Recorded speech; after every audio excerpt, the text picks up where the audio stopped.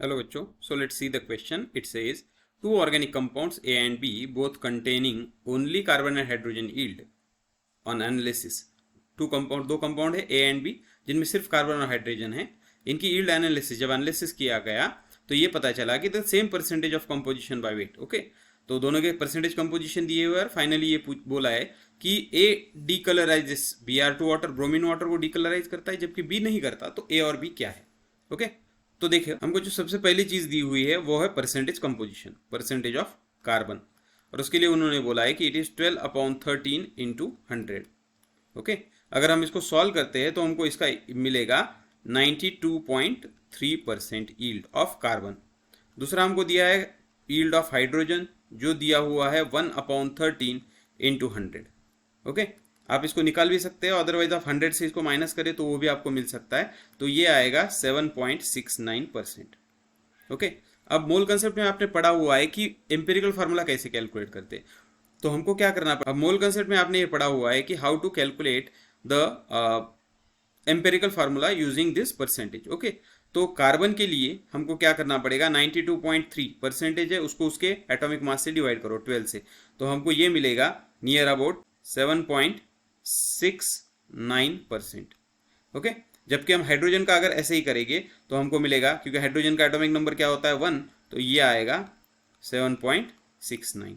Okay, अब हम इन दोनों को अगर लोएस्ट नंबर से डिवाइड करें, अब इनमें लोएस्ट नंबर कौन है, दोनों नंबर सेम है, तो इससे ही डिवाइड करो, तो 7.69 अपॉन 7.69 इज इक्वल टू आएगा 1, जबकि इसमें भी 7.69 अपॉन 7.69, तो इसमें भी आएगा 1. इसका मतलब इस मॉलिक्यूल में एक कार्बन है और एक ही हाइड्रोजन है, मतलब इसका एम्पिरिकल फार्मूला बन गया, ये है एम्पिरिकल फार्मूला, वो क्या है CH.